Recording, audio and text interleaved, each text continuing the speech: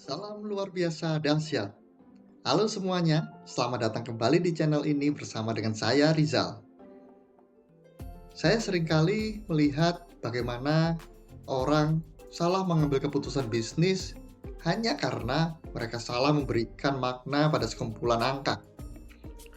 Pernahkah kamu mendengar berita bahwa indeks ekonomi sedikit menurun? Lalu tiba-tiba semua orang panik dan berhenti berinvestasi.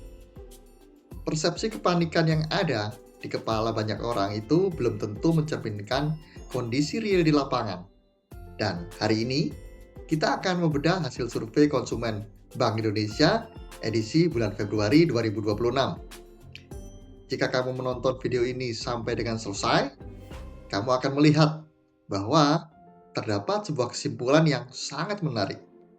Konsumen kita saat ini sebenarnya sangat optimis. Mereka hanya menjadi lebih pintar dan bijak dalam mengelola uang mereka. Pengetahuan ini akan menjadi keuntungan besar bagi kamu untuk menyesuaikan strategi penjualan dan bisnis kamu ke depannya. Mari kita bahas datanya di halaman berikutnya. Kita akan bahas datanya secara kronologis. Mari kita mulai pembahasan laporan analisis eksekutif ekonomi konsumen Bank Indonesia untuk bulan Februari 2026 dengan topik keyakinan tetap kuat di tengah pergeseran strategi keuangan. Banyak orang berasumsi bahwa ketika perilaku keuangan konsumen berubah, itu berarti mereka tidak punya uang. Namun, apakah benar demikian? Mari kita ubah cara pandang kita tersebut. Pergeseran strategi keuangan itu bukanlah tanda kelemahan, melainkan tanda bahwa konsumen itu sedang beradaptasi dan melakukan penyesuaian yang cerdas. Konsumen sedang mengatur ulang prioritas pengeluaran mereka, dan ini adalah informasi dasar yang harus kamu pegang sebelum kamu melihat angka-angka selanjutnya. Kita sedang berhadapan dengan kelompok masyarakat yang berdaya, bukan kelompok masyarakat yang melemah. Mari kita lanjutkan. Kamu bisa melihat angka yang besar di sini. Indeks keyakinan konsumen atau IKK tercatat sedikit menurun menjadi 125,2 pada Februari 2026 dari bulan sebelumnya yang berada di angka 127. Ketika melihat angka yang lebih rendah dari angka sebelumnya ini, respon kebanyakan orang otomatis adalah, wah, daya beli melemah. Ini adalah kesimpulan yang terlalu cepat. Mari kita bedah informasi ini menjadi bagian yang lebih spesifik, sehingga kita bisa melihat realitas yang berbeda. Penurunan dari 127 ke 125,2 bukan berarti konsumen hilang. Mengapa sebuah penurunan kecil dianggap sebagai bahaya jika angka tersebut masih berada pada tingkat yang sangat tinggi secara keseluruhan? Penurunan ini hanyalah bentuk penyesuaian data statistik yang sangat normal terjadi pada setiap bulannya. Fokus kita seharusnya bukan pada selisih penurunannya, tapi pada posisi angka tersebut saat ini. Mari kita lanjutkan lagi. Lihat grafik berbentuk setengah lingkaran ini. Dalam metodologi survei Bank Indonesia, angka di atas 100 menunjukkan bahwa konsumen berada pada spektrum yang optimis. Jadi, daripada mengatakan indeks kita turun, realitas yang lebih akurat adalah mayoritas konsumen kita masih sangat optimis dengan angka 125,2. Keyakinan konsumen adalah faktor penentu berjalannya transisi ekonomi atau transaksi ekonomi. Jika indeks bertahan kuat di atas batas 100, kondisi bisnis pada awal tahun 2026 ini akan tetap menunjukkan potensi keberhasilan yang besar. Kamu hanya perlu memahami detail anatomi di balik angka 125,2 ini, agar kamu bisa menargetkan produk ke arah yang lebih tepat. Sekarang, mari kita bahas tentang alasan di balik angka tadi.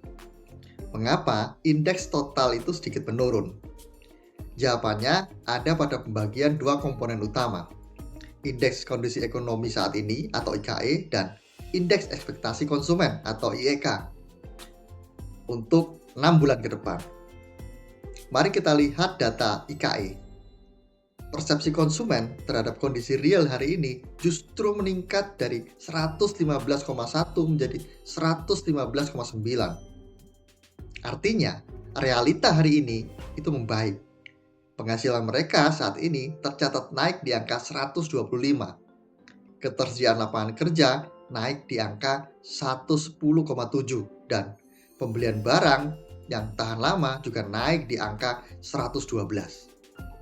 Penurunan indeks total ternyata murni berasal dari ekspektasi mereka terhadap kondisi 6 bulan ke depan, yang sedikit menurun dari 138,8 menjadi 134,4. Ini adalah niat positif atau positive intention dari konsumen untuk bersikap lebih realistis terhadap masa depan, bukan karena mereka kesulitan hari ini.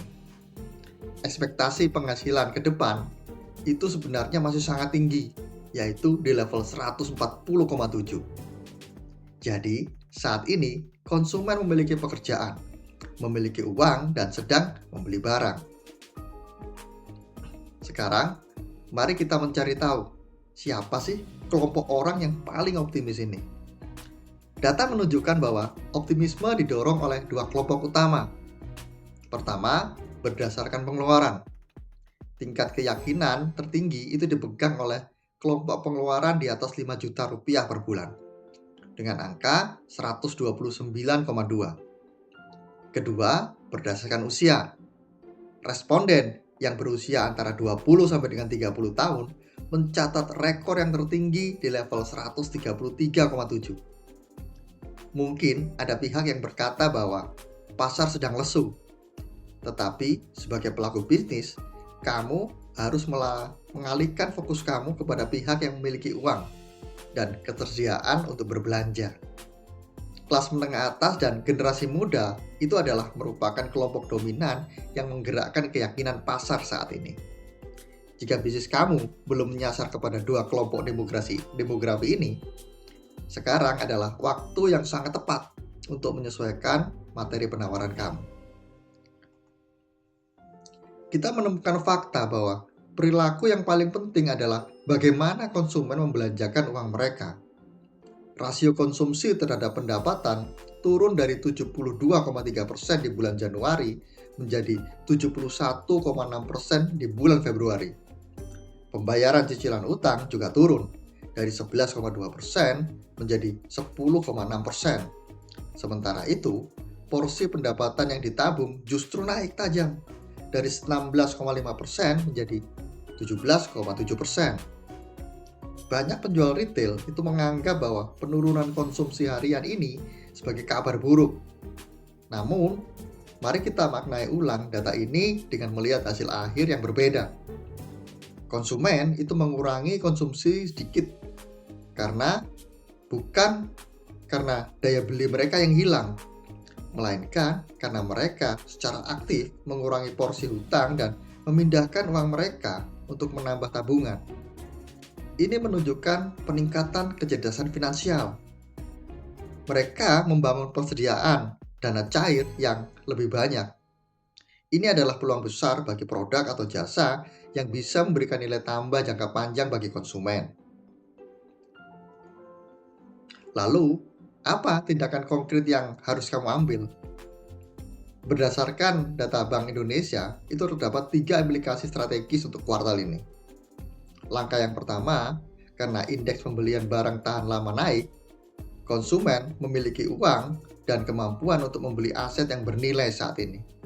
Ini berarti kamu tidak perlu menunda untuk kampanye penjualan produk yang bernilai tinggi, seperti elektronik, kendaraan, atau properti. Langkah kedua, tangkap aliran dana tabungan yang sedang membesar. Bagi kamu di sektor perbankan atau investasi, ini adalah peluang emas. Bagi sektor retail, tawarkan nilai ekstra agar konsumen mau membelanjakan tabungannya yang telah mereka kumpulkan. Langkah ketiga, fokuskan agresivitas pemasaran kamu pada segmen yang paling optimis, yaitu kelompok usia 20 sampai dengan 30 tahun dan kelompok pengeluaran di atas 5 juta rupiah. Alokasikan anggaran kamu pada demografi yang memang bersedia melakukan transaksi.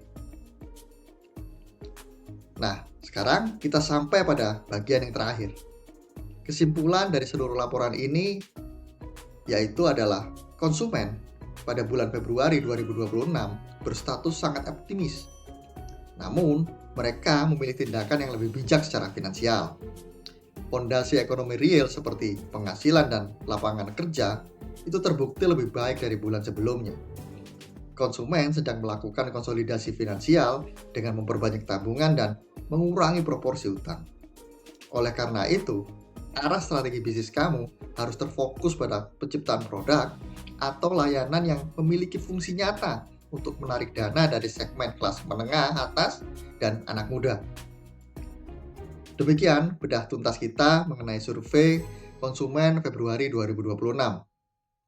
Kamu kini memiliki pemahaman yang utuh dan akurat, tidak lagi mudah terpengaruh oleh pembacaan data yang tidak lengkap. Jika kamu merasakan bahwa informasi ini bermanfaat dan bisa membantu merencanakan bisnis kamu ke depan, pastikan kamu tekan tombol like. Share video ini kepada rekan bisnis, tim pemasar, atau teman kamu agar mereka juga memiliki wawasan yang benar. Ingat untuk menekan tombol subscribe dan nyalakan loncengnya agar tidak ketinggalan analisis mendalam lainnya dari saya. Saya juga ingin kamu membaca pandangan kamu jika kamu mempunyai pandangan tentang yang telah kita bahas tadi. Tinggalkan komentar tentang strategi apa yang akan kamu ubah setelah kamu membaca data ini. Dan sebagai penutup, ingatlah prinsip ini. Kekuatan sejati sebuah bisnis itu tidak terletak pada seberapa cepat kita bereaksi terhadap kepanikan orang lain, melainkan pada seberapa akurat kita membaca data dan seberapa disiplin kita menyesuaikan strategi dengan kenyataan. Terima kasih sudah menonton dan sampai jumpa di video berikutnya.